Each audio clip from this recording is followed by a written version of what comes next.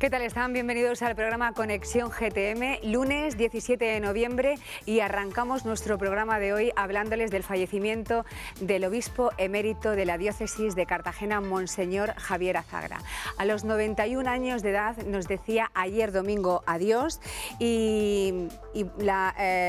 recordar que pastoreó la diócesis de Cartagena durante 20 años, desde el año 1978 hasta el 98, año que fue aceptada su renuncia y pasó a ser obispo emérito de Cartagena. Monseñor Javier Azagra Laviano nació el 24 de enero de 1923 en Pamplona, ciudad en la que fue ordenado presbítero el 23 de julio de 1950. Nosotros ayer nos acercamos hasta la capilla donde se están velando sus restos mortales y nos dimos cuenta del cariño que le tiene el pueblo, y así lo demostraron en las cámaras de Conexión GTM. La mejor persona del mundo. Sí, estábamos comiendo por aquí, nos hemos enterado por Facebook y hemos venido a despedirnos por última vez de él. Y sinceramente he vivido muchas experiencias con don Javier Azagra, todas llenas de paz y amor, y yo creo que se nos ha ido un obispo del pueblo que amó profundamente a esta región, pero que esta región le devuelve su amor, su respeto y su cariño. Ese será el tema que trataremos en tertulia. Nos iremos en directo también hasta la Plaza del Cardenal Belluga, pero hoy recibimos la visita de José Manuel Puebla. Viene a hablarnos de su último libro que ha escrito, que por cierto se presentará mañana en el restaurante La Tapería de Casa Tomás en Cartagena a las 7:30 de la tarde. Bueno, pues un poquito antes, hoy lo presenta en Conexión GTM. Tenemos muchos más temas para comentarles, por eso abrimos una ventana a la actualidad del día. Marianca Fernández, buenas tardes. ¿Qué tal, Encarna? Como decías, la muerte de Monseñor Javier Azagra forma parte de la actualidad regional. La capilla ardiente continúa abierta ahí en el Palacio Episcopal. Hasta allí nos marchamos con Isabel Sánchez, porque son muchos los murcianos que quieren decirle adiós al que muchos, Isabel, llamaban el obispo del pueblo, ¿no? Pues gratitud y respeto, Marienca, es el ambiente que se respira en la capilla de Santiago del Palacio Episcopal, lugar en el que toda la noche ha sido velado el obispo emérito de la diócesis de Cartagena, don Javier Azagra Laviano, y hasta donde siguen llegando decenas de fieles para rendirle el último homenaje. Gracias, Isabel. Además, también estaremos en Lorca. Hoy le vamos a tomar el pulso a la Ciudad del Sol. Han pasado 3 años y medio de los terremotos, y si el pasado viernes les enseñábamos cómo estaban los edificios tras los seísmos, hoy nos vamos a parar en el patrimonio. Recordamos que los seísmos provocaron la mayor catástrofe patrimonial de Europa de los últimos años.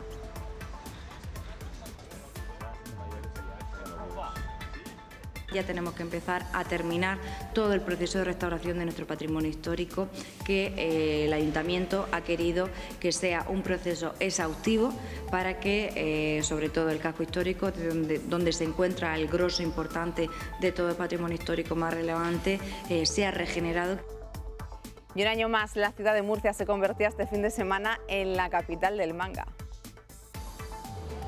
Durante todo el fin de semana, la cultura manga ha traído amantes del oriental. En su cuarta edición, más de 18.000 personas han visitado la feria. Nosotros estamos contentos cómo ha ido. La verdad es que los 3 días que ha sido el salón ha venido más gente que el año pasado. Y bueno, pues estamos contentos cómo han ido saliendo las cosas, ¿no? Conocer los cuentos de toda la vida, pero en inglés. Con este objetivo nace el ciclo Pequeño Romea, un ciclo donde los pequeños de este fin de semana han podido disfrutar de numerosos cuentos. Hansel y Gretel, La ratita presumida o La Bella Durmiente han sido algunos de ellos.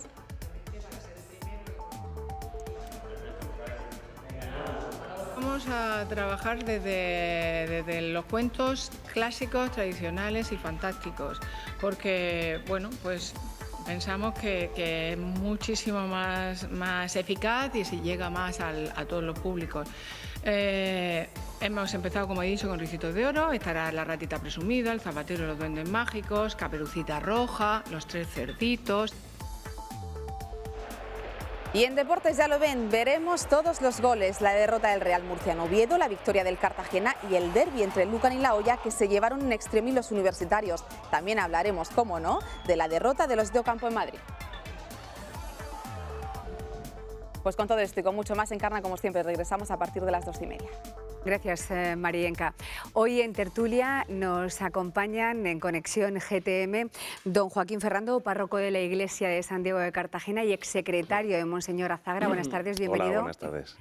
Alberto Castillo, periodista y amigo de Monseñor Azagra. ¿Qué tal? Muy buenas tardes, bienvenido. Encarna, gracias. Antonio Botías, cronista y periodista, cronista de La Villa. ¿Qué tal estás? Hola, muy buenas tardes. Bienvenido. Y Galiano, pues creo que también te unía amistad por aquello de que era el obispo de los jóvenes, ¿verdad? Sí, incluso tengo una pequeña anécdota, como los apellidos Galiano y Laviano se confundían muchas veces.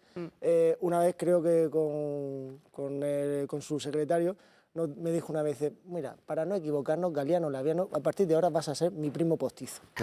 Y me nombró primo postizo ahí en un momento de estos de anécdota que suele tener, bueno, que tantas vamos a tener y que vamos a recordar ahora. Anécdotas tiene muchísimas, ¿verdad? Porque como bien decía anteriormente Marienca, el obispo del pueblo, el obispo de los jóvenes, el de los niños, por su cercanía y lo campechano que era. Sí, él le caracterizaba un lenguaje, un vocabulario para ser un pastor de la Iglesia muy llano, y eso le facilitaba el acceso a muchísima gente, y después el que le encantaba el roce con la gente del pueblo.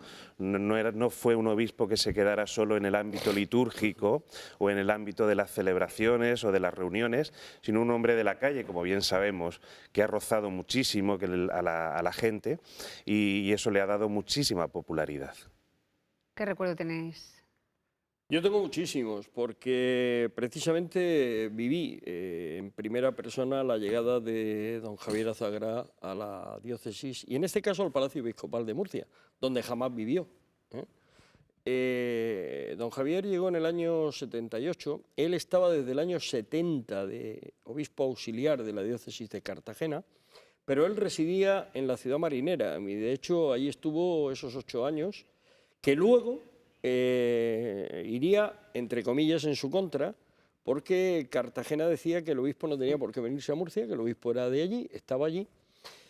Pero yo quiero llamar mucho la atención sobre aquella época que le tocó vivir a don Javier. Fue la época más convulsa de la historia de España, de la moderna historia de España, fue la transición.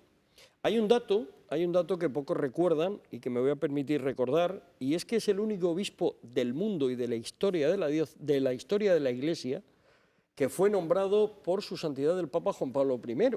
Enseguida fallecería. Exacto. Bueno, a él lo ordena obispo Pablo VI, pero la diócesis de Cartagena se la asigna Juan Pablo I, que había llegado al papado en agosto del 78, en el cónclave también más breve de la historia de la Iglesia. Entonces, don Javier llega a Murcia, se había ido don Miguel Roca Cabanellas de arzobispo a Valencia. Don Miguel Roca era todo lo contrario a don Javier. Don Miguel era un obispo, llamemos de los tradicionales, de boato, de pompa, de toda la parafernalia que adorna a veces la liturgia, y don Javier era todo lo contrario, ¿no?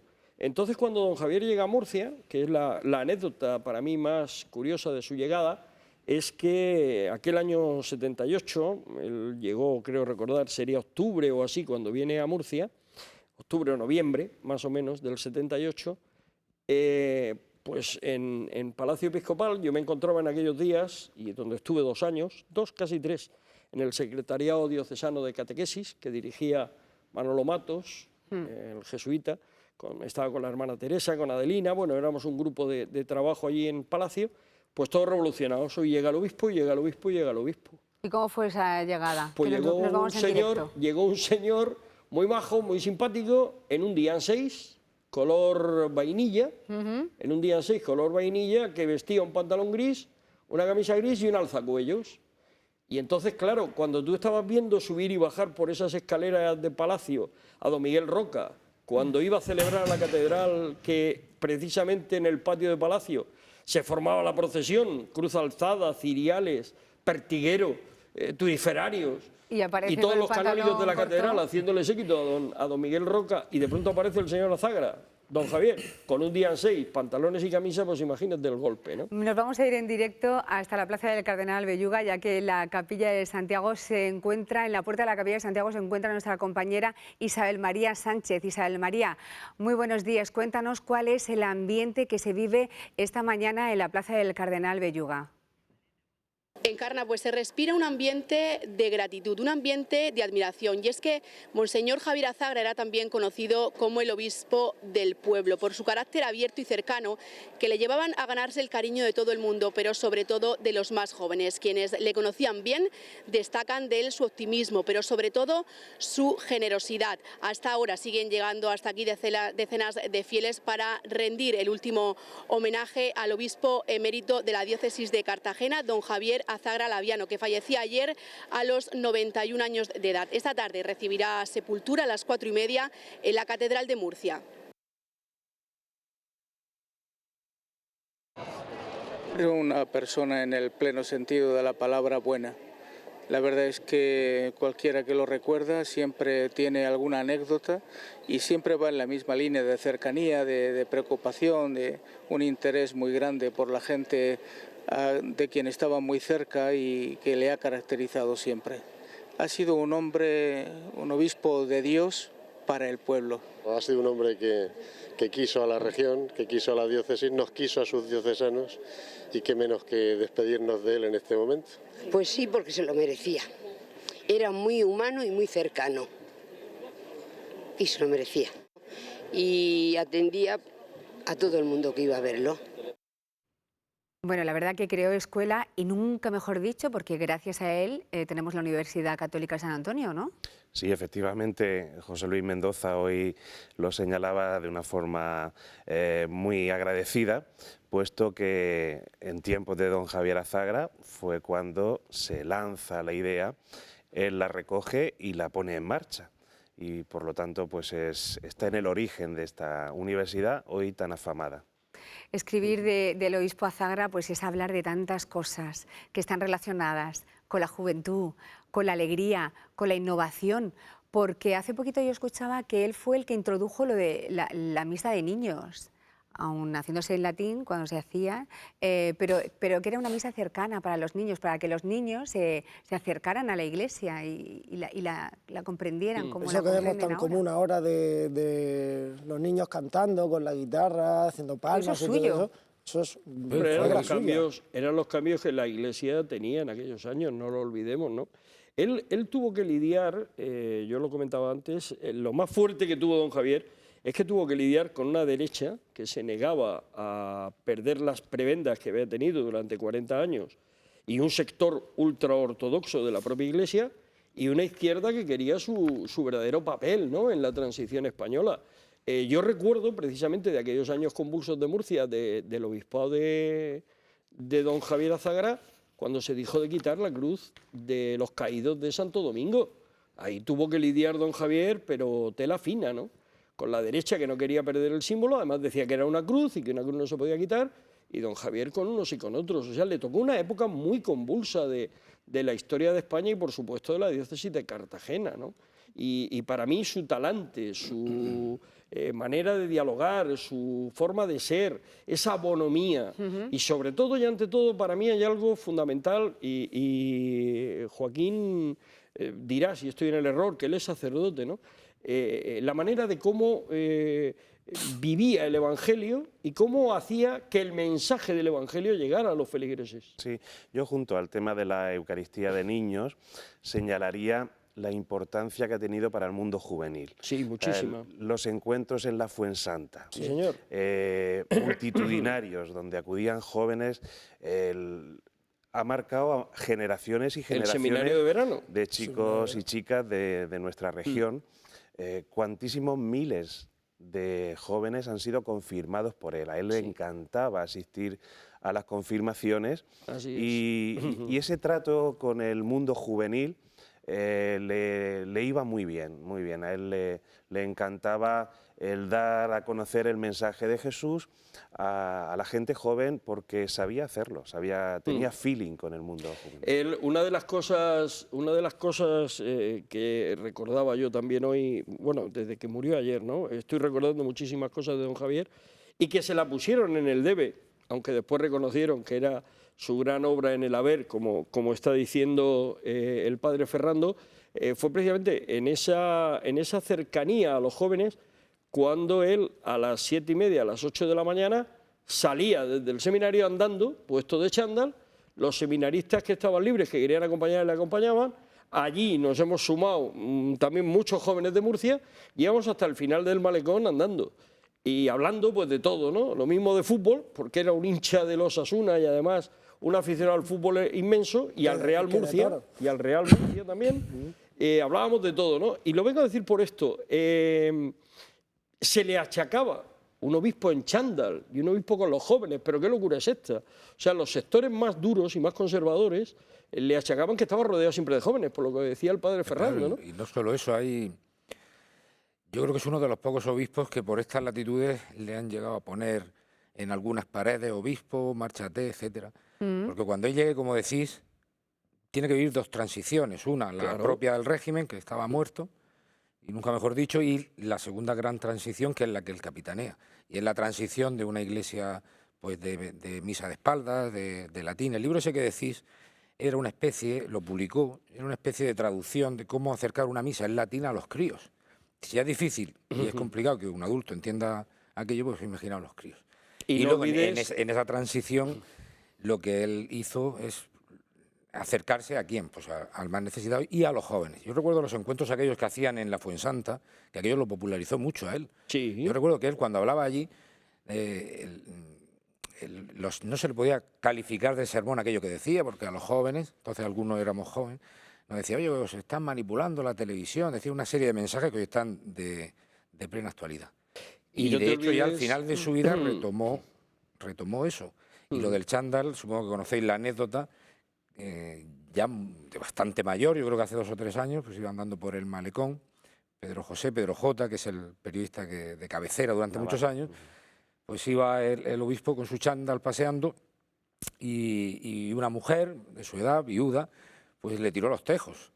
No lo reconoció y lo vio 2 o 3 días y le dijo, hombre, pues podemos quedar a tomar algún café usted y yo, los dos viudos. Y dice, no señora, perdón. yo no estoy viudo. Yo estoy felizmente casado. Estoy felizmente casado.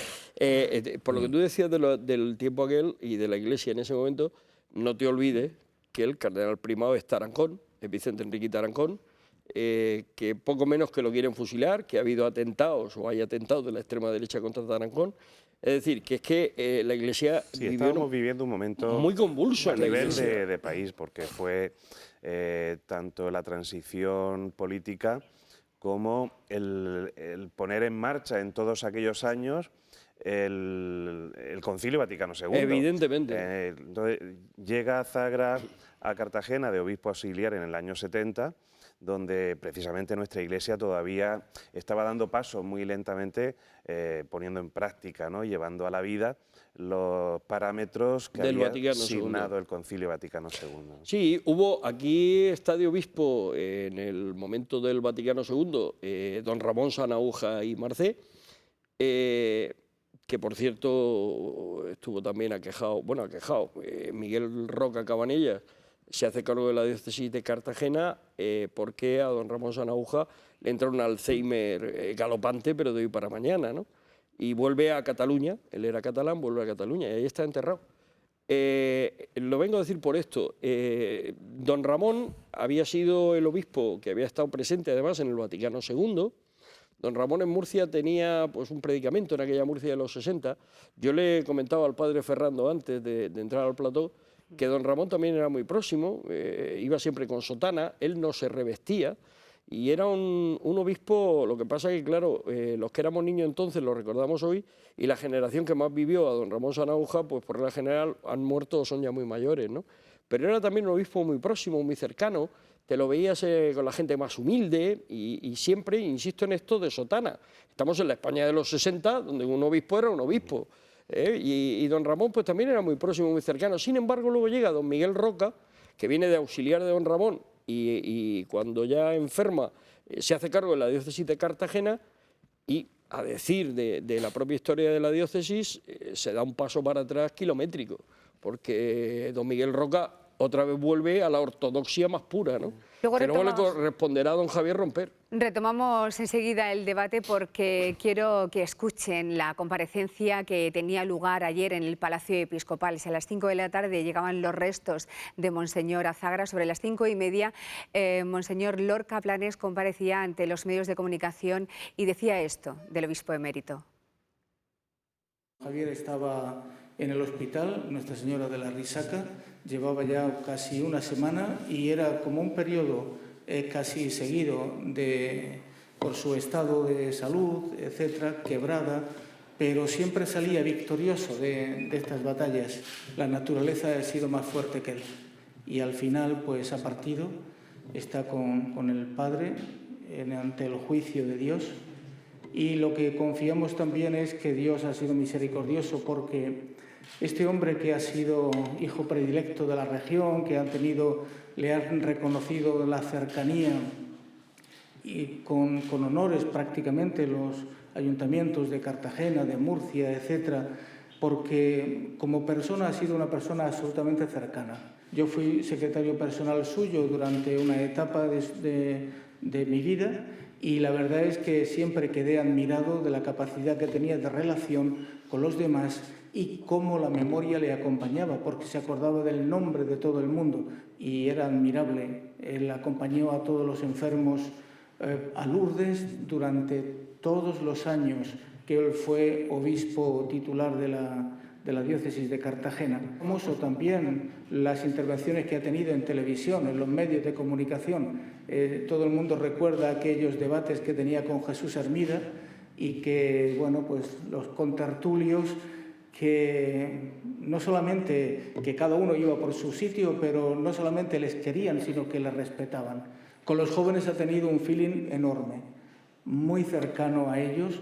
Yo recuerdo todos los encuentros que había habido en la Fuensanta, en la pastoral juvenil, y siempre don Javier era un joven más, un hombre absolutamente jovial y entregado a aquel acontecimiento que había aglutinado en muchísimas ocasiones a más de 3.000 jóvenes. Si bien es verdad que fue intrépido y un hombre que no tenía tiempo para sí, sino que todo el tiempo que lo tenía era para darlo a los demás, para estar enredado en cosas, para no estar tranquilo. Yo nunca le he visto sentado en la mesa de camilla esperando los acontecimientos, porque él se adelantaba a los acontecimientos. Y en esta etapa, cuando él presenta la renuncia al Papa en el año 1998, por el mes de febrero, cuando le acepta el Papa la renuncia, indudablemente queda como obispo emérito. Cualquiera podría haber pensado que el hecho de quedarse aquí pues podría haber sido una especie de inconveniente, llamado entre comillas, para el obispo que pudiera venir. Pues se portó siempre como un caballero, colaborador, generoso, fiel y leal absolutamente. Él ha ordenado a muchos sacerdotes en esta iglesia diocesana, concretamente a 147 hombres que ha puesto sobre su cabeza las manos, ordenándonos de cura. Y luego fueron 15 religiosos, de tal manera que, bueno, casi 160 y tantos que ha ordenado y que sin duda ninguna, pues en este momento también estaremos rezando al Señor por él, porque yo también fui una persona ordenada de cura por él. Bueno, se da la circunstancia, Joaquín, que también estaba muy unido a los cursillos de cristiandad y ayer se cumplía el cursillo 1000 en Murcia. Qué curioso. Sí, de la misma manera, curioso el día en que fallece, en el día de la Iglesia diocesana. Se nos va un obispo que decidió, podía haberse vuelto a su tierra cuando ya deja de ser obispo y pasa a ser obispo emérito, pero él ha querido permanecer en esta diócesis tan querida para él y ha querido fallecer aquí, y aquí se van a enterrar sus restos, ¿no?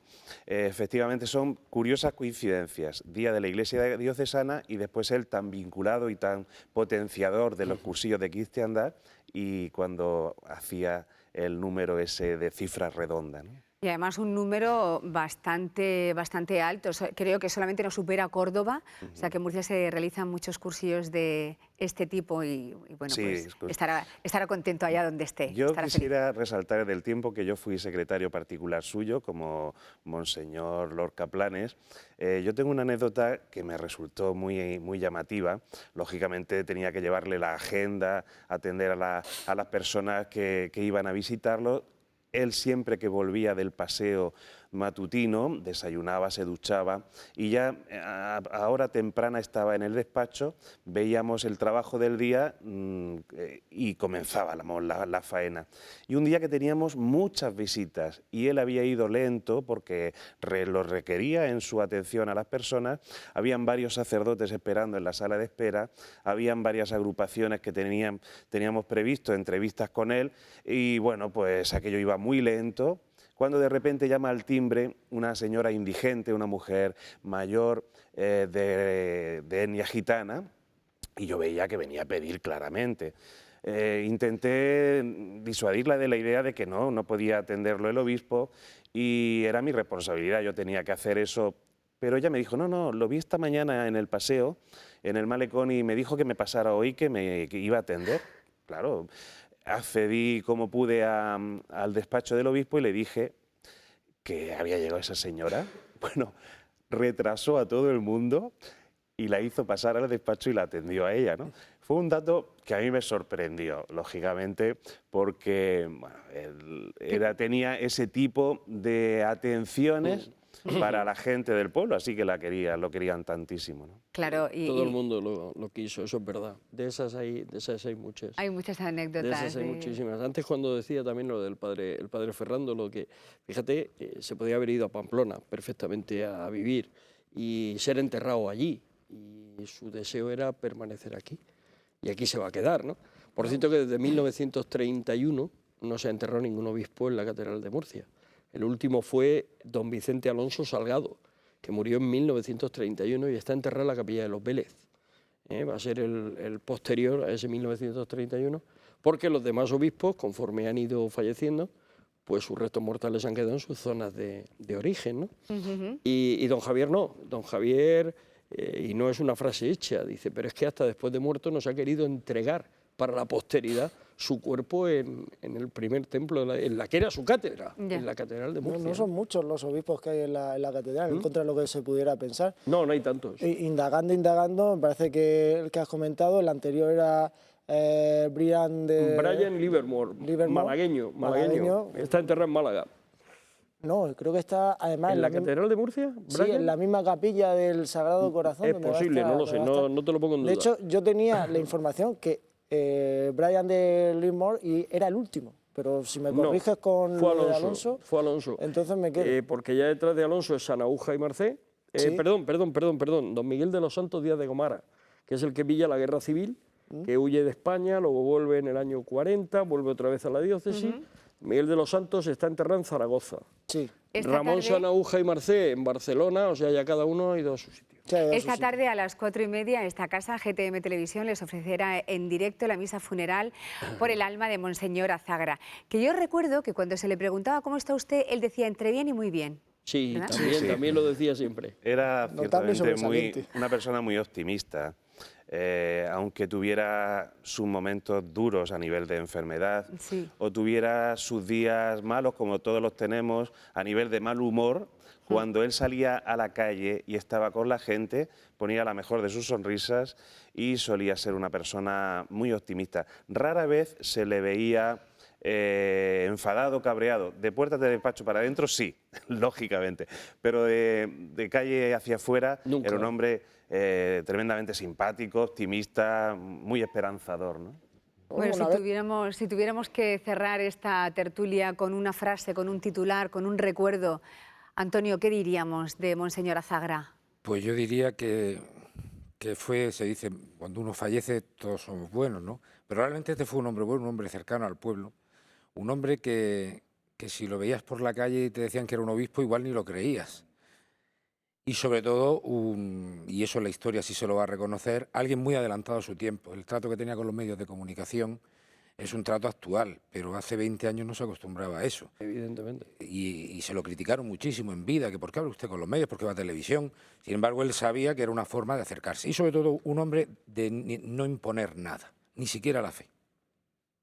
Don Joaquín, ¿cómo Sí, yo diría, podríamos...? ahora que está tan en boga en nuestra Iglesia, que lo pidió Benedicto XVI y lo continúa el Papa Francisco, el hacer de nuestra Iglesia un atrio de los gentiles, yo diría que Javier Azagra fue un obispo de atrio, un obispo de plaza de la calle, donde se hizo muy cercano a todos. Además, estuvo evangelizando en Cartagena puerta a puerta. Sí, Él llamaba, sí. que eso es que hay tantos detalles y Anécdotas, tantas sí. anécdotas, ¿verdad?, que podríamos comentar, que bueno, alguna comentaremos esta tarde también a partir de las 4:30 de la tarde en GTM Televisión. Alberto, ¿cómo le decimos adiós a Monseñor Azagra? Una frase, Javier Azagra, 2 puntos. Padre, pastor y amigo. Francisco Galiano, ¿cómo lo definiríamos Pues, o despediríamos? Yo despedirlo, siendo y conociendo también su afición futbolera, partidico entre Osasuna y Real Murcia no estaría mal. Que Era rojillo, era de Osasuna. Eran sus dos equipos, sus dos pasiones, una por nacimiento y otra por profesión. No sería mala idea. Bueno, puestos a elucubrar y dentro de ese carácter tan jovial y tan abierto que tenía, sería una anécdota más que sumar dentro de las muchas que hemos tenido y que hemos recordado. Su madre, que murió muy longeva, también murió con bastante edad, y él solía hablar todos los días telefónicamente con ella por las noches, y a mí me chocaba mucho porque hablaban, entre otras muchas cosas, de fútbol, ¿no? Yo me acuerdo su madre también era muy aficionada a los La Osasuna. única vez que he visto medio cabreado a don Javier era cuando destituyeron al entrenador de Osasuna, que también estaba mucho por entonces, Pedro Mari Zabalza. Así, hombre. Estaba muy cabreado, y otra vez también cuando el Athletic de Bilbao compró a Ziganda, que era de Osasuna y era el paradigma del equipo rojillo en aquel momento. Son las 2 únicas veces que lo he visto con el gesto un poco más contraído. Lo tenemos que dejar aquí porque desde luego que Monseñor Azagra da para muchas tertulias, para muchos temas de debate, para muchos recuerdos, y nos ha dado muchísimos titulares. Muchísimas gracias por acompañarnos esta tarde. Gracias. Ahora nosotros vamos a hacer una breve pausa para la publicidad y enseguida volvemos en Conexión GTM con más cosas.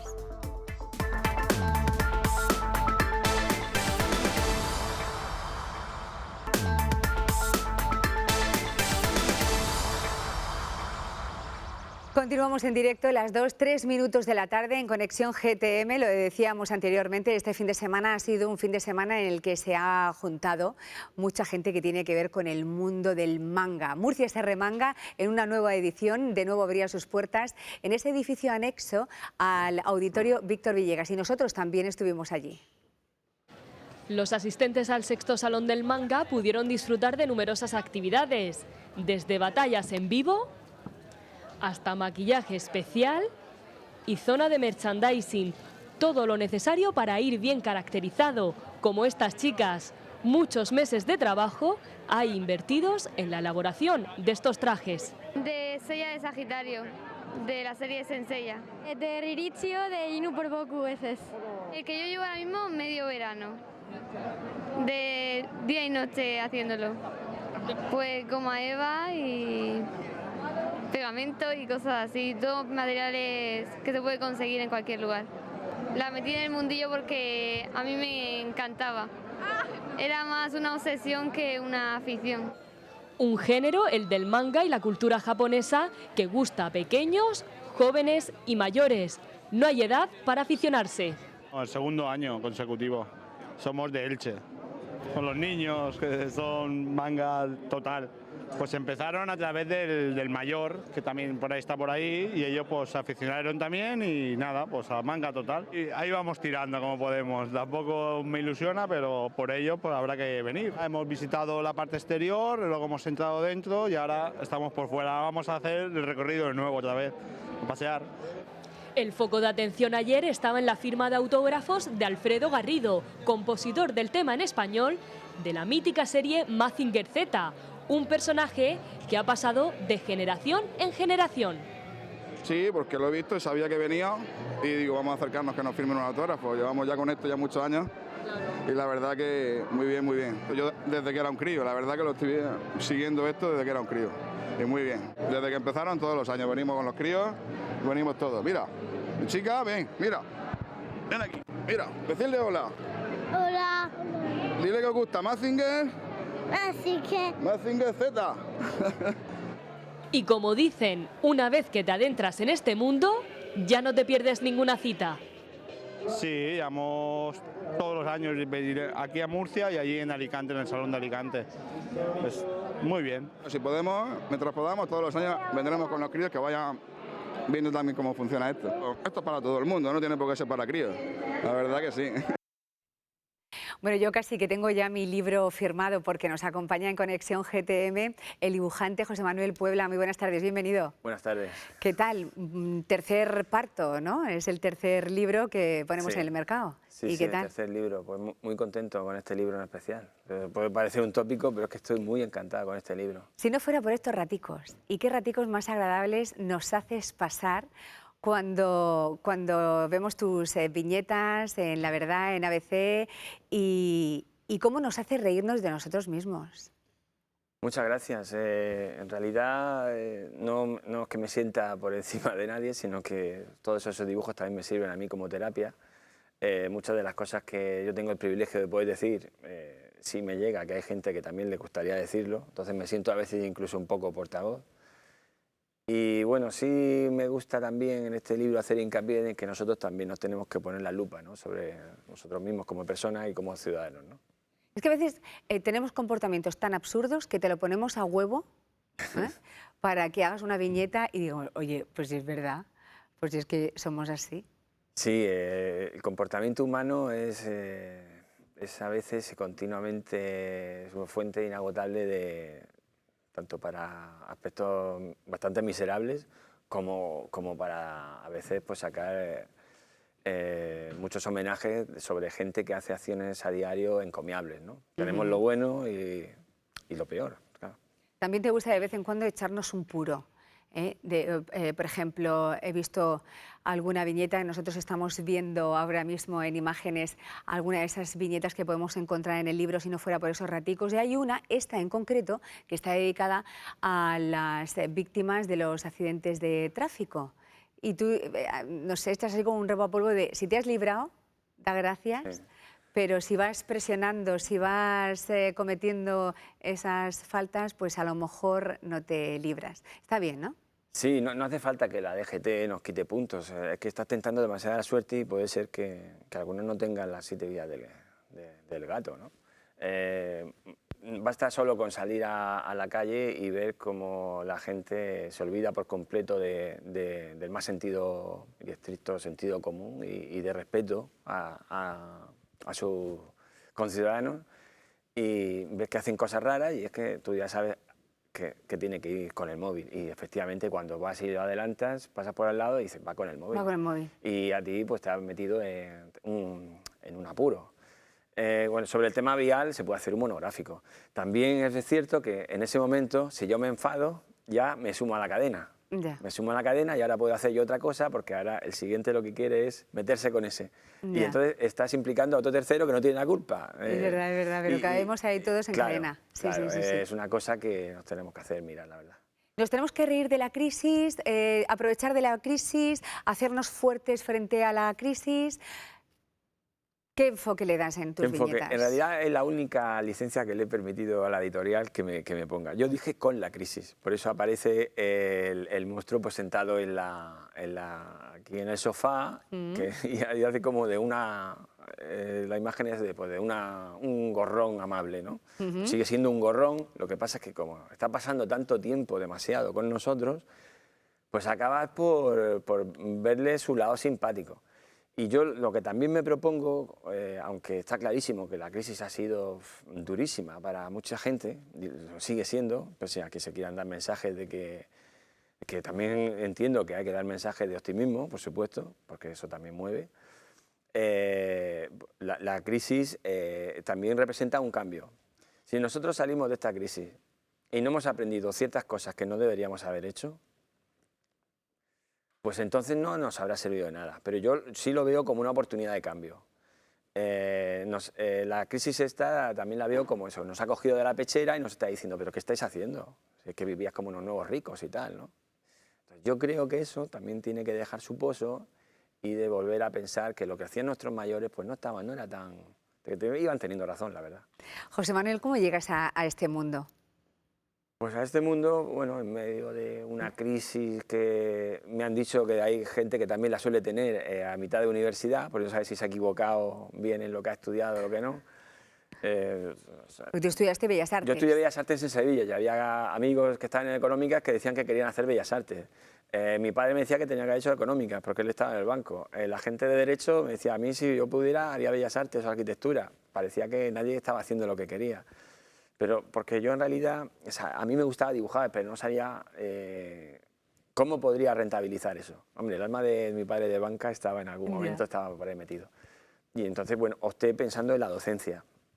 Pero en el camino, pues se cruzó un concurso de humor gráfico nacional, que era JB de humor gráfico, que era joven y brillante, jugando con las siglas del whisky. Jugando con las siglas, pues dije joven y brillante, ¿no? Vale. Y bueno, pues quedé bastante bien en un concurso que había 2.500 participantes, pues me seleccionaron entre los primeros 100, me siguieron seleccionando y tal. Fui conociendo a los profesionales, conocí a Ricardo del Mundo, a Forges y tal, me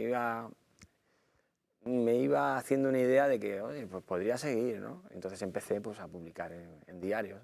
En Sevilla, empecé a publicar allí, que yo estaba allí, en un diario que había en Triana, que entonces fue cuando digo, bueno, si me dicen que haga una viñeta sobre la familia, las amas de casa, la asociación de amas de casa que quería hacer, había una polémica muy gorda porque querían hacer cursos, talleres de badminton.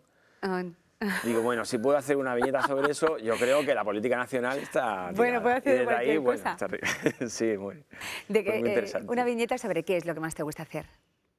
Bueno, ¿Dónde te encuentras tú, Augusto? ¿Dónde te lo ponemos fácil? Los que lo ponen facilísimo son los políticos. Entonces, yo sé que hay temas que me resultan muy interesantes y son los que me cuesta más escudriñar, ¿no? Pero bueno, siempre está el político al quite que te salva el día. Porque lo intentan desde el primer momento del día, se les pillas en un renuncio, la hemeroteca es devastadora. Y bueno, y es que la calidad de nuestros políticos pues, ha dejado mucho que desear, ¿no? Les das caña tú bastante. Bueno, no creas que la gente todavía dice que más, ¿no? Dale más y tal. Y yo, no sé, yo intento también ser un poco amable, decir mensajes, pero con cierta amabilidad. Alguien los define como puñetazos envueltos en papel de celofán, ¿no? Como bueno, es bonito, así no duele tanto. ¿Cuándo presentamos este libro? El libro lo presento mañana en Cartagena. A las 7:30 en la Plaza Juan 23, en el restaurante La Tapería de Casa Tomás. En octubre lo hice en Madrid y bueno, he tenido 2 meses bastante movidos y prefería hacer una solo en la región y lo voy a concentrar ahí. Bueno, yo he oído que hasta incluso si estás tomándote un café y escuchas cualquier conversación te sirve de inspiración. Sí, sí.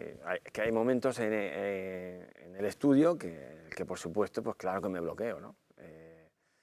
No sé sobre qué trabajar, porque es lo más complicado. Para mí lo que resulta más complicado es escoger el tema. Y fíjate que son infinitos, ¿no? Pero tiene que ser un tema en el que yo ya tenga una idea de lo que quiero decir. Y entonces hay cosas que las voy dejando ahí, digo, me tengo que documentar, tengo que leer. Y si tengo algo claro, lo digo. Pero yo ya tengo una idea como para vender cierta información defectuosa, quiero decir. Se pueden hacer viñetas para que le den al me gusta, para que te las retuiteen y todo eso. Pero si yo sé que tampoco eso es demasiado honesto, porque en el fondo estás diciendo una cosa para que le guste a la gente, pero que tú no te estás implicando y sabes que es mercancía defectuosa, los dibujantes podemos ser populistas, por supuesto, aquí no se libra a nadie. Y entonces pues estamos hablando, me bloqueo, bajo al bar, me tomo, yo creo que ese es el secreto, la tostada de tomate, con un café, bajo, me impermeabilizo y vas escuchando cosas que dices, joder, Estoy pensando yo en lo último que han dicho en el G20. Esto tiene una viñeta. Y esta esto tiene una persona viñeta. está tratando una historia que es mucho más importante. Ponerlo tal cual no, porque sabes que, bueno, digamos que no se utiliza el mismo lenguaje. Ya, es hombre, a lo claro. mejor inapropiado incluso lo que dicen, pero a mí me ha servido para ir dispersándome. Monseñor Azagra tiene una viñeta también. Sí, sí, me la ha dejado prácticamente hecha, porque, bueno, ya os he escuchado antes y es que bueno, ha habido un antes y un después. Totalmente. Nosotros hemos tenido nuestro Papa Francisco. Sí. Hay muchas cosas que yo pondría de las cosas que se dicen y se pueden decir de Monseñor Azagra, se podría escribir un manual para toda esta gente que tiene que regenerarse, tanto políticamente como ciudadanamente. Qué bonito. Se puede aprender muchísimo. Es un ejemplo de honestidad. Entonces, y de lo que debería ¿cuándo ser. vamos a ver la viñeta Azagra? Mañana Mañana la vemos en La Verdad. Sí.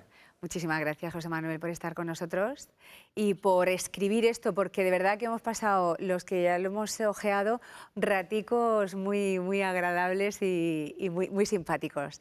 Gracias. Mañana se presenta a las 7:30 de la tarde en Cartagena. Esto está en Alfonso XIII. En la Plaza Juan 23. En Juan 23, y tenemos que acercarnos. Y si no, pues comprarlo en cualquier librería donde esté a la venta. Muchísimas gracias, Puebla, por estar con nosotros. Gracias por invitarme. Nosotros ahora nos vamos de fiesta. Bueno, estuvimos este fin de semana de fiesta, concretamente en el estudio de Ana, en Puente Tocinos, donde allí se celebraba la entrega del premio Valores, unos premios que de estación en estación ofrece y otorga PAM Empresas.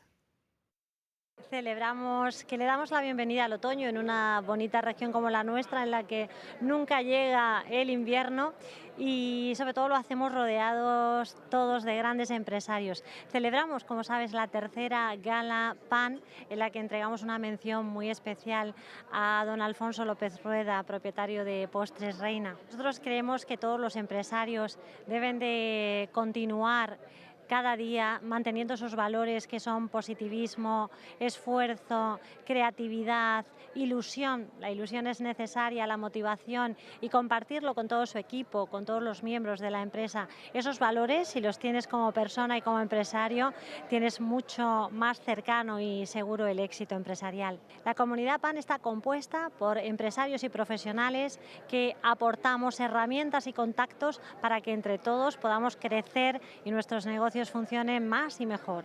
Este premio, pues de alguna manera es un reconocimiento a tantos años de trabajo, a tanta labor de esfuerzo y de lucha, y esta recompensa que voy a compartir esta noche con tanta gente, con tantos amigos, con mi familia, mis directivos, los amigos que aquí están hoy, los amigos de PAM.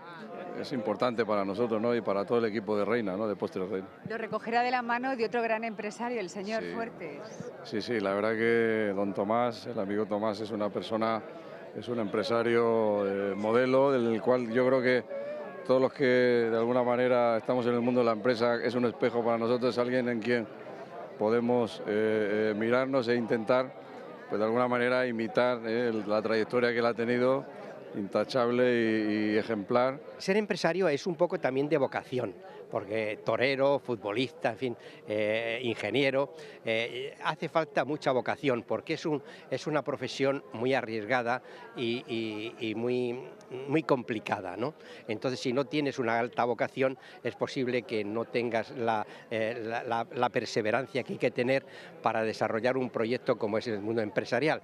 Yo solamente le podría decir a los que inician y demás que luchen, como dicen aquel, 7 veces caído, 8 levantado, ¿no? Esta unión de empresarios y PAN, que realmente es un movimiento de empresarios en los cuales como una concentración, en los cuales hay un intercambio de puntos de vista entre empresarios y demás.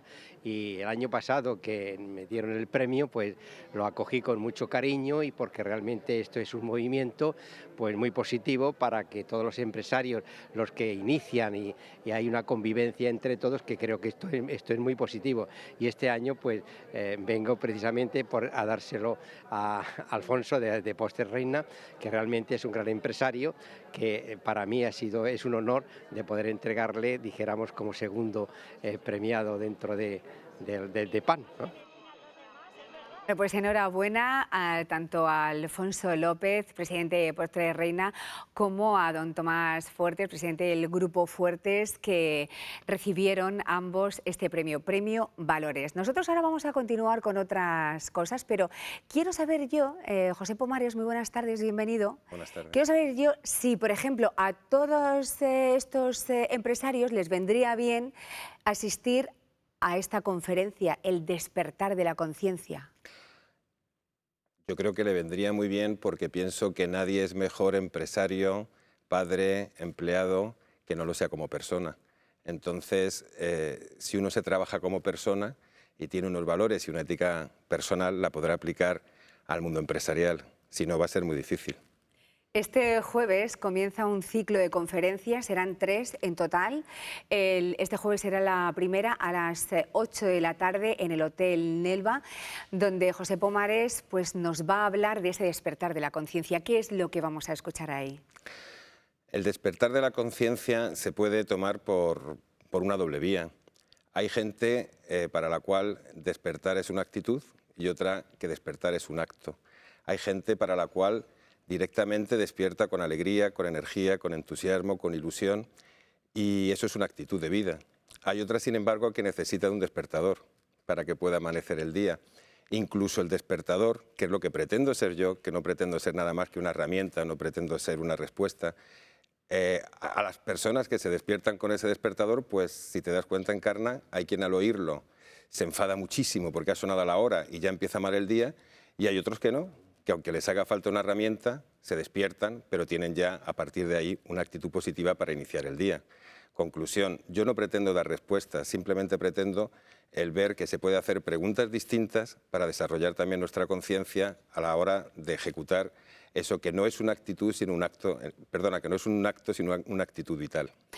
Yo sé que ha sido bastante complicado que te acercaras hasta aquí por la cantidad de conferencias que das al cabo del día. Son muchas las empresas que cuentan contigo. ¿Y recurren a ti para qué concretamente? Si lo tuviera que resumir, yo preguntaría, tú eres madre. Sí.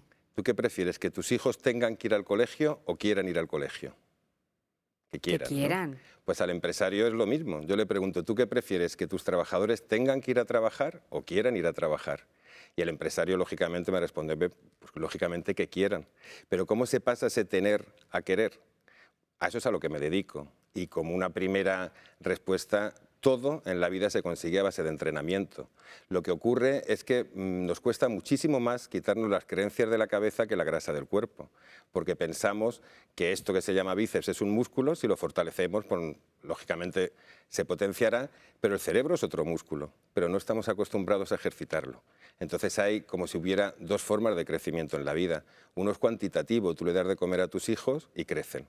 Pero hay otro crecimiento que es opcional, que es cualitativo, que no es un crecer con C, es un crecer con S, que es el crecer en el cual uno voluntariamente ejercita ese cerebro para intentar progresar y darse respuestas a las preguntas que nos vamos haciendo en la vida. Vamos a ver, o sea, que a ti te llaman las empresas para que tú les digas a los trabajadores lo maravilloso que es venir a trabajar. Bueno, es que también lo tienes fácil porque con los tiempos que corren, el que uno tenga un trabajo ya, la verdad que es para celebrarlo, es para decir, yo quiero ir a trabajar, ¿sabes lo que te digo? Y voy feliz. Pero ¿se puede ir a trabajar feliz aunque no estés trabajando lo que a ti te apetece? Bueno, son dos preguntas distintas. Se puede ser feliz y se puede ir a trabajar o no ir a trabajar. La felicidad no está fuera, la felicidad está dentro. Lo que pasa es que muchas veces confundimos la felicidad con buscarlo siempre fuera. Perdona, es decir, la felicidad muchas veces se confunde con tener pues, alegrías o conseguir logros, en definitiva, pues tener una serie de acontecimientos que tú crees que son lo que te hace feliz. Sin embargo, esos acontecimientos normalmente, como están fuera y no están dentro, lo que te suelen crear son adicciones, porque siempre quieres llegar a más. Esas adicciones siempre son acumulativas, siempre vas a querer tener más. Y en una sociedad acumulativa se produce lo que hoy estamos viviendo, que es que al final acabas en una corrupción para poderlas conseguir. Entonces, la primera conclusión es que la felicidad no está fuera. Uno puede ser feliz yendo a trabajar como sin ir a trabajar. Es más, uno de mis clientes, que le tengo mucho cariño, las mujeres están 12 y 13 horas pelando ajos todos los días. Yo no sé si has visto alguna vez a una mujer que pela ajo 13 horas todos los días. No. Y encuentro allí maravillosas experiencias y ejemplos de vida. Sin embargo, en otras empresas, de las grandes que trabajo, en los cuales están en los departamentos de innovación y tecnología de las grandes multinacionales, pues hay gente muy amargada. El puesto de trabajo influye, claro que influye, pero la felicidad está dentro, no está fuera. Y en lo que, por supuesto, nunca voy a estar a favor es que en los tiempos que están corriendo, el hecho de que solamente por ir a trabajar tengamos que agradecer al empresario el que tengamos que el trabajo, eso no estoy de acuerdo. Corriendo, José, son los tiempos que están corriendo, el de ir a agradecer. Entonces, ¿para quién va destinada esta conferencia? La del jueves a las 8 de la tarde en el Hotel Nelva. ¿Para quién va destinada? Ten en cuenta que yo siempre trabajo para las empresas. Y son muchas las personas que o bien no tienen empresa o bien no se pueden acercar a las empresas que yo trabajo. Y es un ciclo por toda España, empezó en Murcia, son 3 conferencias distintas y puede ir cualquier persona. Es decir, uno puede conseguir resultados en base a las personas. Yo creo en lo contrario, que trabajando las personas se pueden conseguir resultados, ya sean laborales o no, con lo cual va dirigido a todo el mundo, porque todo el mundo somos personas. Y aquí se antepone la persona al resultado y a lo que tú seas como persona, seas trabajador, empresario, ama de casa o padre. O sea, da igual, ¿no? O sea, que puede ir un profesor. Por supuesto. Puede ir una ama de casa. Por supuesto. El gran empresario que le está dando trabajo a 5.000 trabajadores. Por supuesto. ¿Que esta conferencia encaja para cualquier perfil de persona? Sí, porque de lo que se trata es precisamente de profundizar en el ser. No en el hacer ni en el tener, sino en el ser. A mí me parece muy curioso. Bueno, yo no me lo voy a perder. Eso espero. Porque no, porque si no, ¿quién te lo presenta? Efectivamente. Tengo el placer de que seas tú la que presenta el evento, que para mí es un honor, y un gancho también para que vaya la gente. Bueno, pues entonces ya tenemos todos una cita. Este jueves que viene en el Hotel Nelva a las 8 de la tarde, conferencia, la primera de un ciclo que se llama El despertar de la conciencia. Y antes de finalizar, que no nos queda nada más que un minuto, ¿qué hacemos con la gente tóxica? Porque, claro, en las empresas hay gente tóxica y claro eso es lo que nos contamina. Fíjate, muchas veces el aparato digestivo es mucho más inteligente que el del cerebro. Nosotros, cuando comemos, nuestro propio aparato digestivo se encarga de quedarse con lo que nos nutre y expulsar lo que no nos vale. Y el cerebro debe de funcionar igual. ¿Cuántas veces decimos nosotros mismos, no valemos, estas ideas no nos valen, hay personas que no están de acuerdo en estar con nosotros? Bueno, pues a las personas tóxicas, por supuesto que con todo el cariño del mundo y una vez tratadas, también nos tendremos que desprender de ellas y actuar como el aparato digestivo, expulsar lo que no nos nutre. Más claro, agua. José Pomares, muchísimas gracias por estar en Conexión GTM esta mañana. Estaremos muy pendientes de ese ciclo de conferencias que comienza este jueves con la primera en Hotel Nelva y que, bueno, que sigas teniendo tanto éxito y sigas ayudando tanto a empresarios y trabajadores. Muchísimas gracias. Hasta luego y buenas tardes. Ahora es el momento de conocer la actualidad del día. María Enca Fernández, muy buenas tardes. ¿Qué tal, Encarna? Buenas tardes. Hoy la actualidad regional pasa por la muerte de Monseñor Javier Azagra. Enseguida vamos a estar en la Capilla Ardiente, pero también en nuestro espacio de actualidad estaremos en Lorca. Vamos a tomarle el pulso a la Ciudad del Sol porque sabemos cómo están los edificios tras el terremoto, pero hoy nos interesamos por su patrimonio cultural. Ya tenemos que empezar a terminar todo el proceso de restauración de nuestro patrimonio histórico que el Ayuntamiento ha querido que sea un proceso exhaustivo para que, sobre todo el casco histórico, donde se encuentra el grosso importante de todo el patrimonio histórico más relevante, sea regenerado. Un año más, Murcia se ha convertido en la capital nipona. Durante todo el fin de semana, la cultura manga ha traído amantes del oriental. En su sexta edición, más de 18.000 personas han visitado la feria. Nosotros estamos contentos cómo ha ido. La verdad es que los 3 días que ha sido el salón ha venido más gente que el año pasado. Y bueno, pues estamos contentos cómo han ido saliendo las cosas, ¿no? Conocer los cuentos de toda la vida, pero en inglés. Este es el objetivo del ciclo Pequeño Romea. La cultura llega a los más pequeños de la mano de Hansel y Gretel, La ratita presumida o Los 3 cerditos.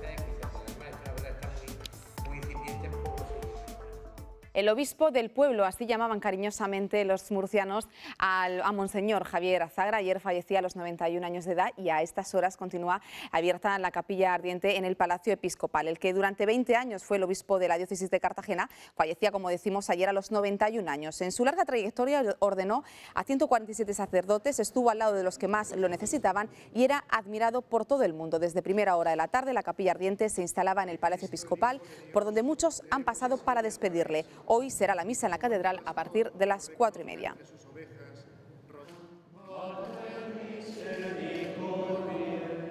Como decimos, la capilla ardiente está instalada en el Palacio Episcopal. Hasta allí nos marchamos con Isabel Sánchez. Isabel, a estas horas son muchos los murcianos que quieren despedirse de Monseñor Javier Azagra. Le llamaban el obispo del pueblo, ¿no? Cuéntanos cómo va la mañana. Pues a esta hora siguen llegando hasta aquí decenas de fieles para rendirle el último homenaje a don Javier Azagra Laviano, obispo emérito de la diócesis de Cartagena, que fallecía ayer a los 91 años de edad y que esta tarde recibirá sepultura en la Catedral de Murcia. Monseñor Azagra era también conocido como el obispo del pueblo, por su carácter cercano que le llevaban a ganarse el cariño de todo el mundo, pero sobre todo de los más jóvenes. Quienes le conocían bien destacan de él su optimismo, pero sobre todo su generosidad. Era una persona en el pleno sentido de la palabra buena. La verdad es que cualquiera que lo recuerda siempre tiene alguna anécdota y siempre va en la misma línea de cercanía, de preocupación, de un interés muy grande por la gente de quien estaba muy cerca y que le ha caracterizado siempre. Ha sido un hombre, un obispo de Dios para el pueblo. Buenísima persona. Bueno, para los de mi curso, los de mi época, don Javier, pues bueno, se portó extraordinariamente bien y ha dejado una gran huella en el corazón de cada uno. Y bueno, con nosotros se portó verdaderamente como un padre. Y era una gran persona, muy cercana, siempre estaba con sus frases de fuerza y de ánimo y era una persona muy alegre, o sea que... Ha sido un hombre que quiso a la región, que quiso a la diócesis, nos quiso a sus diocesanos y qué menos que despedirnos de él en este momento. Y hoy empezamos el lunes con buenas noticias. Quédense con esto, 3.500 nuevos autónomos. Estas son las cifras. La región se sitúa a la cabeza de España en el número de personas que deciden por el autoempleo. En total en la región hay 93.500 autónomos, lo que supone haber recuperado en un año el descenso producido desde 2010. Buenos datos, según la Consejería de Presidencia y Empleo, ya que mientras en la comunidad ha crecido un 4%, en el resto un 2,6%. Y hoy también hablamos de salud, frenar la retinosis pigmentaria, un tipo de ceguera que afecta a 400 personas en la región y que no tiene cura. Los ensayos clínicos para frenar esta enfermedad llegan a la Risaca, donde se buscan voluntarios para probar con células madres las últimas investigaciones. Se buscan personas adultas que tengan esta enfermedad, pero en estado inicial. La investigación durará un año. Y el Salón del Manga cierra sus puertas con casi 20.000 visitantes. Su sexta edición se supera. Este año, Mazinger Z, Totoro o Pikachu entre lo más buscado. Unas 10.000 personas pasaron por este salón tan solo en la jornada del sábado. Un dato que nos da una idea del éxito que año tras año va adquiriendo este evento, dedicado no solo al manga, sino también a todo lo que significa la cultura japonesa. Estamos contentos cómo ha ido. La verdad es que los 3 días que ha sido el salón ha venido más gente que el año pasado y bueno, pues estamos contentos cómo han ido saliendo las cosas, ¿no? El viernes tuvimos 25 institutos por la mañana que fueron que llegaron al salón, que fueron 10 institutos más que el año pasado, unos 600 alumnos por la mañana solamente. Por la tarde vino más gente que el año anterior. Ayer se sumó más público que el año pasado. Nos ha permitido también el hecho de haber perimetrado la zona exterior, ¿no?, del edificio y haber creado actividades fuera del edificio nos ha permitido acoger a más personas. Aún así, el viernes, que llovió un poco, no temimos que pudiera pasar nada, porque la gente que viene en general es gente muy fiel, ¿no?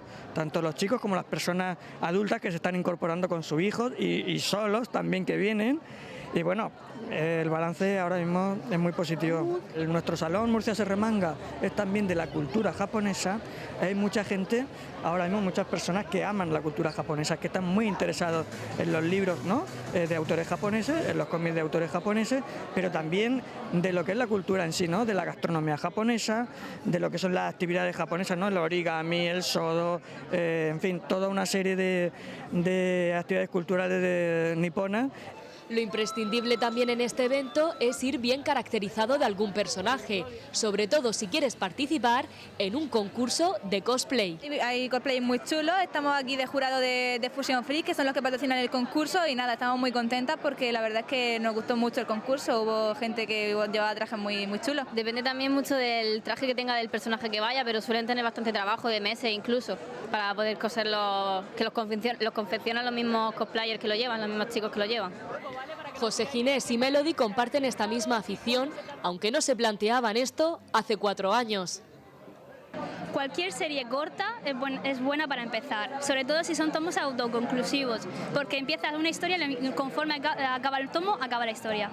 Y también es un poco, si no te gusta el género, siempre puedes ir a alguna serie conocida, puedes ir también a alguna película que te guste. Una de las actividades más esperadas de ayer era la firma de postales protagonizada por Alfredo Garrido, compositor del tema en español de la mítica serie Mazinger Z, que tanto recuerdan los mayores y que en la actualidad tanto gusta a los más pequeños. Pues ya lo ves, alucinando, ¿no? Maravilloso, muy bien. Estuve en la de Madrid y esta es mejor. Mazinger, esto hace 40 años. Es mítico ya, ¿no? O sea que ya es un mito ya de los cómics, ya, esto ya. Se va pasando de peques a peques. y los adultos, que vienen muchos además, los adultos disfrutan todavía con el tema, que parece que es un tema que se ha hecho ayer. Nosotros también pudimos llevarnos un recuerdo. Sí. Y cambiamos de tema. Poco a poco Lorca deja detrás los terremotos. Recordamos que los seísmos dejaron 1.100 viviendas demolidas y provocaron la mayor catástrofe patrimonial de Europa de los últimos años. Han pasado 3 años y unos meses y medios meses, y hay que decir que el patrimonio se recupera. El Ayuntamiento de Lorca acaba de presentar las conclusiones de la última reunión mantenida con el Instituto del Patrimonio Cultural de España para ver el avance del Plan Director de Restauración. Unas conclusiones positivas, ya que cerca del 75% de los monumentos dañados han sido reparados. El plan director nació con una vigencia, nació en julio de 2011, la vigencia termina en julio de 2016 y ya tenemos que empezar a preparar ese final, ya tenemos que empezar a terminar todo el proceso de restauración de nuestro patrimonio histórico, que el Ayuntamiento ha querido que sea un proceso exhaustivo para que, sobre todo el casco histórico, donde se encuentra el grosso importante de todo el patrimonio histórico más relevante, sea regenerado, que es uno de los objetivos de este Ayuntamiento, junto también con el resto de administraciones.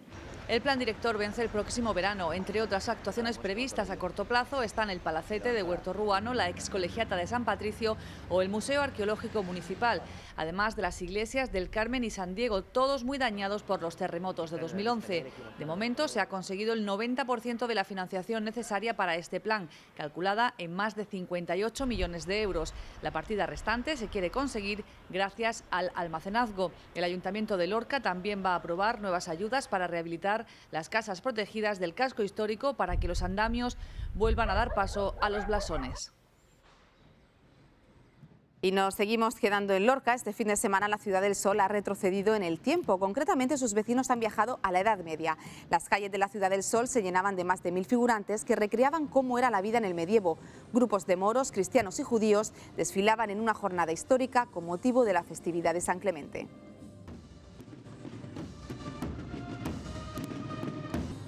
Conocer los cuentos de toda la vida, pero en inglés. Este es el objetivo de Pequeño Romea. La cultura llega a los más pequeños de la mano de Hansel y Gretel, La Sirenita o Los Tres Cerditos. El ciclo Pequeño Romea arranca un año más con los niños como protagonistas y con el inglés como novedad. Los cuentos de toda la vida se traducen a este idioma, una iniciativa que no solo reforzará el aprendizaje de esta lengua entre los más pequeños, sino con la que además se divertirán. Vamos a trabajar desde los cuentos clásicos, tradicionales y fantásticos, porque bueno, pues pensamos que es muchísimo más eficaz y se llega más a todos los públicos. Hemos empezado, como he dicho, con Ricitos de Oro, estará La ratita presumida, El zapatero y los duendes mágicos, Caperucita Roja, Los tres cerditos. Lo que se trata es de darle vida al teatro más allá de lo que es el escenario principal, ¿no? Y en este caso se une lo que es la cultura, lo que son la cultura enfocada al ámbito infantil, al ámbito familiar, pero también con un sentido pedagógico, ¿no? Por eso estos cuentos se van a leer y se van a interpretar en inglés, ¿no? Estamos hablando de una actividad enfocada para niños, para escolares a partir de los 5 años. Escolares que este fin de semana han disfrutado de los fragmentos de Ricitos de Oro y Los tres osos y que lo podrán seguir haciendo todos los sábados hasta el 24 de enero. Y Águilas se prepara por partida doble para celebrar Santa Cecilia. Música y una extensa programación llenarán de vida y tradición el municipio. Este piano es historia. Las notas de don Francisco Díaz Romero parece que aún resuenan en el patronato musical aguileño que lleva su nombre. Cientos de niños, jóvenes y adultos ensayan en estas aulas sus primeros acordes. Estos días el museo y las instalaciones están abiertos a todos como parte de los actos del Día de Santa Cecilia. Aunque Santa Cecilia siempre para los músicos muy especial, entendemos que este año pues tiene unas connotaciones, las celebraciones de Santa Cecilia, que nos van a hacer que este año pues sea un año inolvidable, en el que esperamos disfrutar de la música, pero también de momentos emotivos como es, como decía antes, el nombramiento de una persona como Juan Rojo como hijo adoptivo de Águilas. El Auditorio de Águilas acogerá un concierto con la participación de músicos de la banda escuela y de la banda titular, cuyo director, Juan Rojo, será además nombrado hijo adoptivo de la ciudad.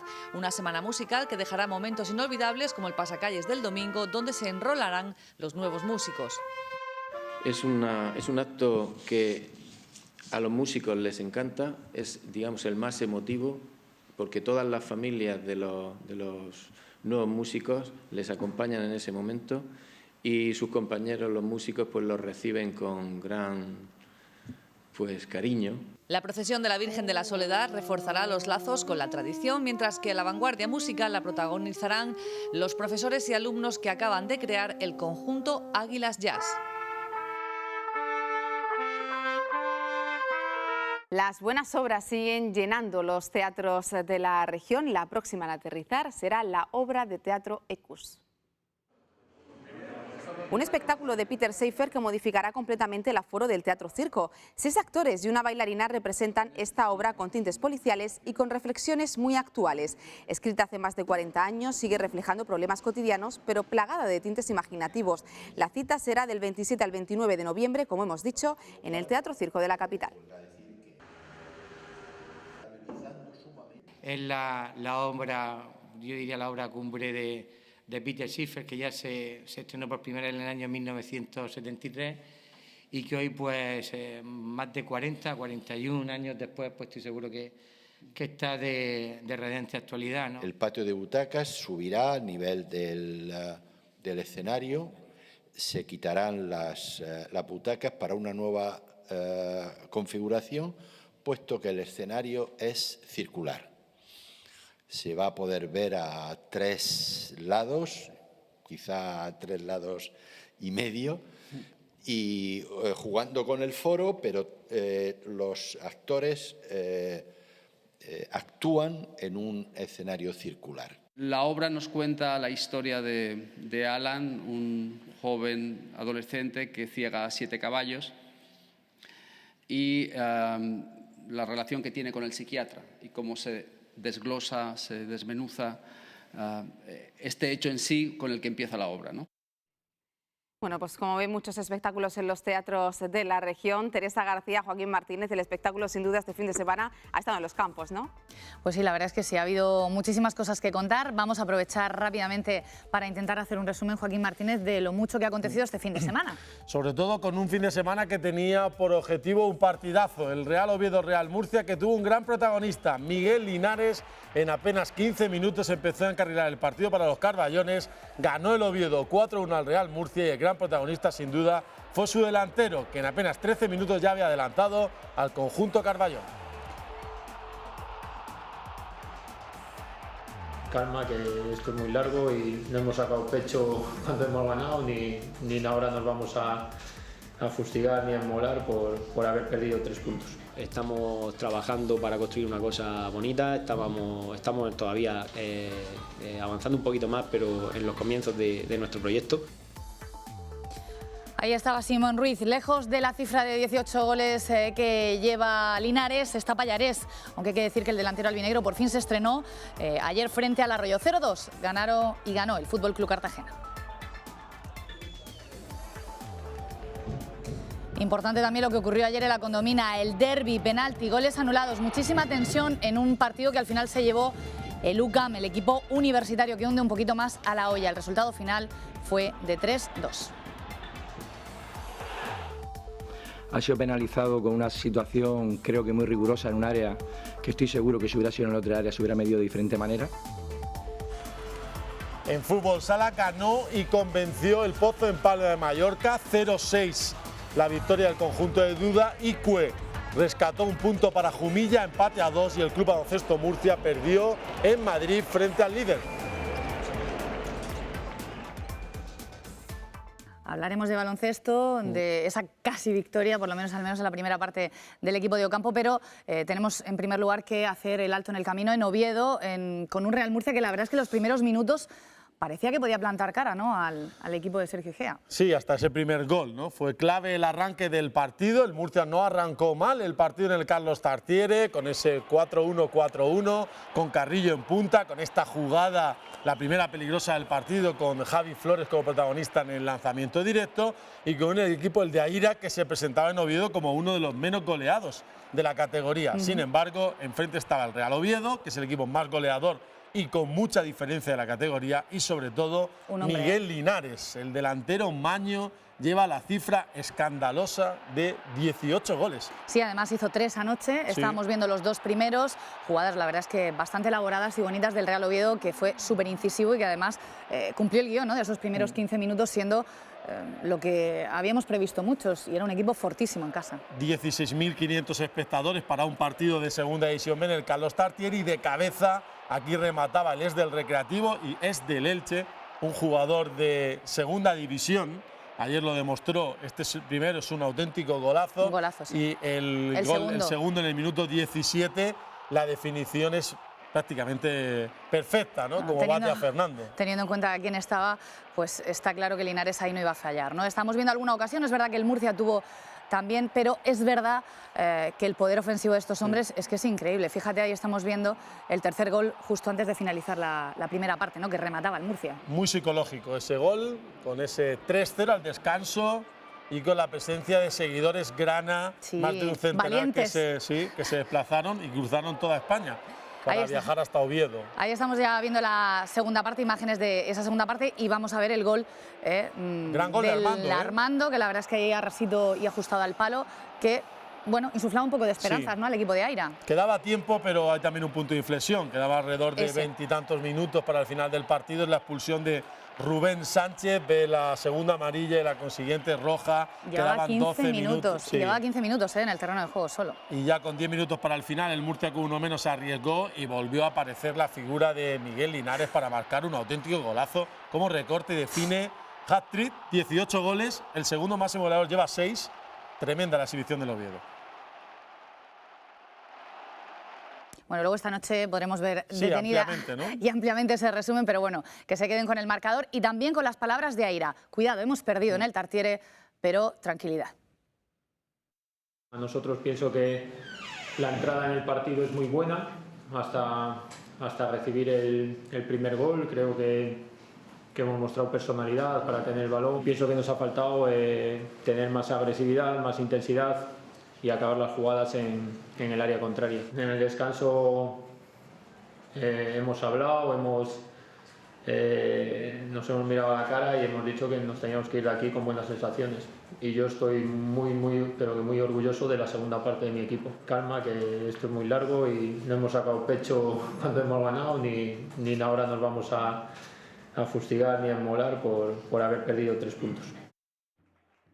3 puntos que se ganaron en Arroyo. El Fútbol Club Cartagena consigue una importantísima victoria, la segunda ya a domicilio Joaquín, y yo creo que todo el mundo respira, ¿no? Porque el equipo sube y escala puestos en la tabla. Empieza a hacerse buenos los empates del conjunto albinegro con victorias que le colocan a 3 puntos de la zona de playoff, máxime en un campo complicado por las dimensiones, por el césped y porque el Arroyo no está ni mucho menos en descenso. No, es verdad que plantó caras, voy a pensar que pese al marcador el Cartagena dominó, pero no fue así porque estamos viendo también que el Arroyo fue bastante incisivo.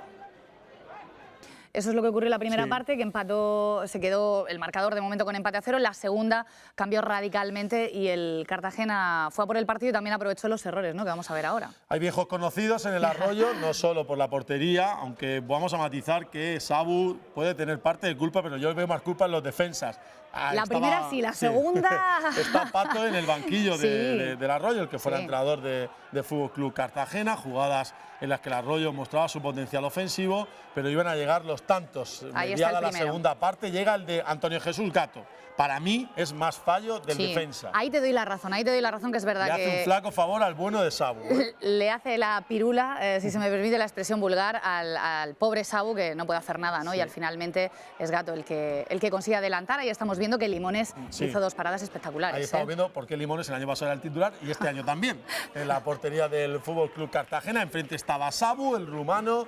Cambios en el Cambio, cuadro, entra Pallarés. Sí, Pallarés, al que se le reclamaban goles y los va a marcar. Aquí hay indecisión entre el defensa y Sabu, que tiene que salir muy lejos, y Pallarés marca a placer.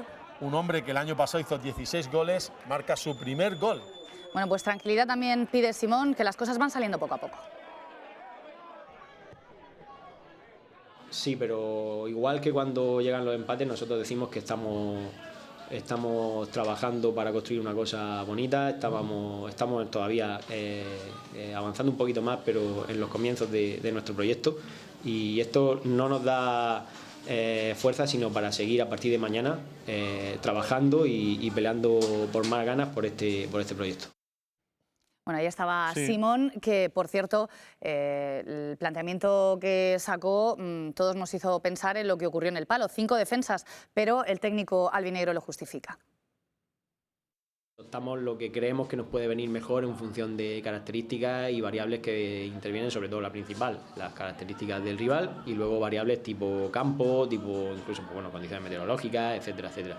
Ya lo habíamos utilizado en el Palo, donde casi todos los equipos se estaban llevando goleadas.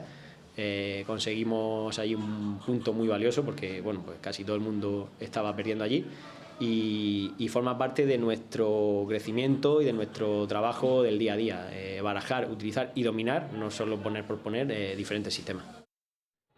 El derbi de la Condomina fue para UCAM Murcia, 5 goles, un penalti cuando menos discutido y protestado por la Olla Lorca.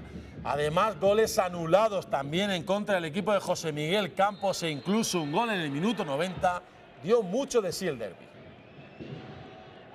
Hay que reconocer que la Olla, Joaquín, hizo un gran partido. Quizá el mejor partido de la temporada. Sí, de hecho lo reconocía, ¿no?, el propio entrenador, que se llevaba al final un disgusto, ¿no?, por esa derrota, y además en el último minuto. Vamos a ver, hemos visto esas jugadas polémicas, y ahí está las oportunidades y el gol concretamente en un rechace que aprovecha muy bien Joselu para adelantar a los suyos. La Olla, como decimos, dominó, y es verdad, la primera parte, e incluso yo diría que un poquito de la segunda también.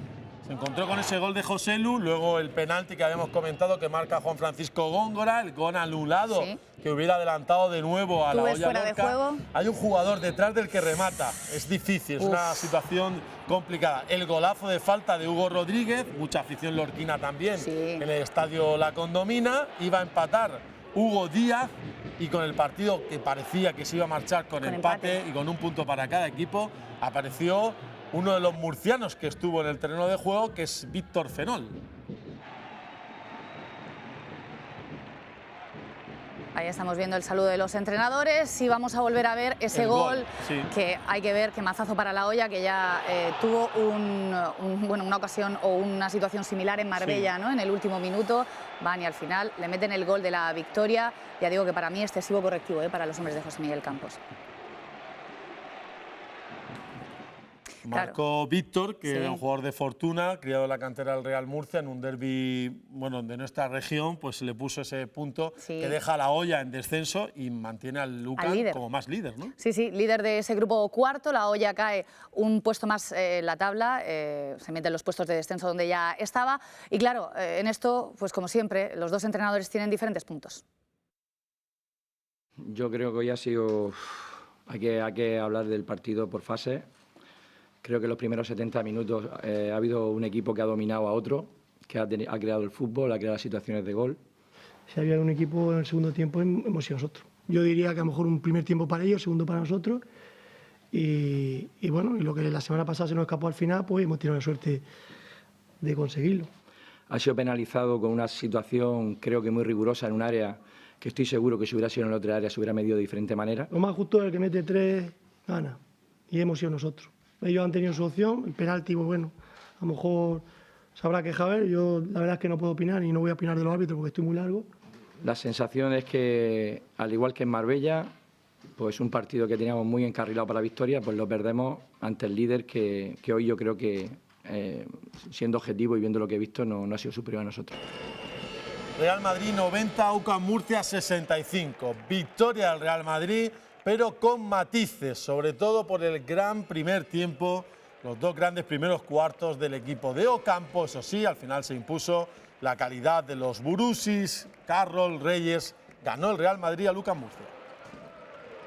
Lo dicho, una primera parte muy buena, fenomenal, con mucha concentración. Había pedido Ocampo precisamente eso, mantener el ritmo del partido, mantener el esfuerzo físico y se logró. Se logró, como van a ver, porque bueno, salieron los Cabezas, Radovic, incluso Kelati también aportaron mucho, sobre todo en un segundo cuarto para mí excepcional del equipo de Ocampo, y al descanso se marcharon solo uno por debajo. Sí, 16-25 fue el parcial de ese segundo cuarto y un resultado que al descanso hacía soñar con la Machada. 42-41. Una Machada que realmente era complicada, Teresa, la habíamos estado hablando. Yo me lo creí, hubo minutos que me lo creí. En Madrid no va ni mucho menos a tapar la gran situación de UCAM Murcia. Ayer se jugaba ante un equipo invicto en ACB, se había perdido un partido en competición europea y que en la segunda parte hizo valer esa calidad, ¿no? De Sergio Llull, de Burusis, de Machiulis, el juego interior para acabar. Muy buena defensa del Real Madrid, que yo creo que fue lo que le dio la clave. Esos 8 puntos solo en el tercer cuarto fueron claves. Luego el cuarto cuarto estuvo más nivelado y acabó ganando el Real Madrid un partido que por otro lado se presuponía, ¿no? Sí. Lo dicho, no le resta ni un ápice de mérito a lo que está haciendo el conjunto de Ocampo. Es verdad que es el momento. Ocampo, ¿no? Sí, Ocampo. Buen nombre para luego, ¿no? Sí. Para esta noche, por si acaso alguno no tiene ganas de escucharlo más. Yo siempre tengo ganas de escuchar a Ocampo. Ahora vamos a ver un pequeño extracto de esa rueda de prensa posterior al partido y esta noche lo tendremos aquí. Luego otro factor clave es que han metido 20 puntos de contraataque, ¿no? Sin embargo, un aspecto positivo creo que fue nuestro segundo cuarto, que jugamos al límite de nuestro potencial físico y jugando inteligentemente, y nos ha permitido competir un poco en el partido. Es que tenemos que jugar cada acción a tope, que tenemos que abstraernos de todo e intentar seguir nuestra línea. Y nuestra línea desde el primer día es mejorar. Se está mejorando y mucho. De hecho, Pablo Laso reconoció el mérito que tiene este equipo. Ha demostrado que no lleva 4 victorias porque sí, creo que ha hecho un segundo cuarto muy bueno. Probablemente nos quedemos solamente con el acierto, que es verdad que han tenido, pero han sido capaces de mantener un nivel defensivo alto, y estábamos hablando después del partido los entrenadores y estábamos hablando que nos había gustado mucho su actitud defensiva.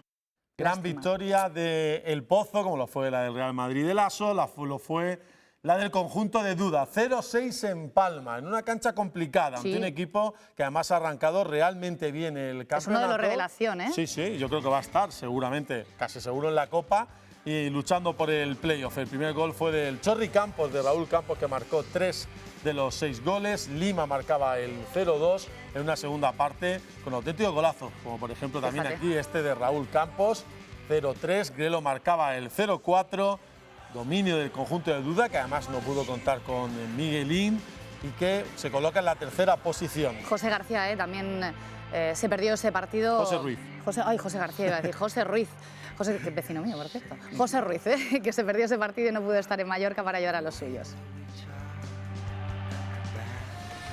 Y ahí estamos viendo el empate, ¿no?, del Montesinos-Jumilla. Qué pena, porque tiene sus condicionantes también el partido. Empieza ganando con el gol de Pizarro, es el 1-0. Expulsan a Aarón, el jugador realmente espectacular que tiene Jumilla, y con uno menos marca el 1-1 Santiago con el gol de Lucas. Quintela marcaría el 1-2, que no hemos podido ver, y que el 2-2 lo marcaría Icue para un Jumilla que, bueno, rescata un punto para seguir luchando por la permanencia. Es una pena porque la verdad es que la semana pasada le pasó igual. Empezó ganando, dominando y al final se le escapó la victoria. En este caso al menos ha amarrado un empate. Bueno, luego lo vamos a ver tranquilamente. Venga. A partir de las 9:30 de la noche vamos a tener tiempo en Decimos Deportes GTM viene.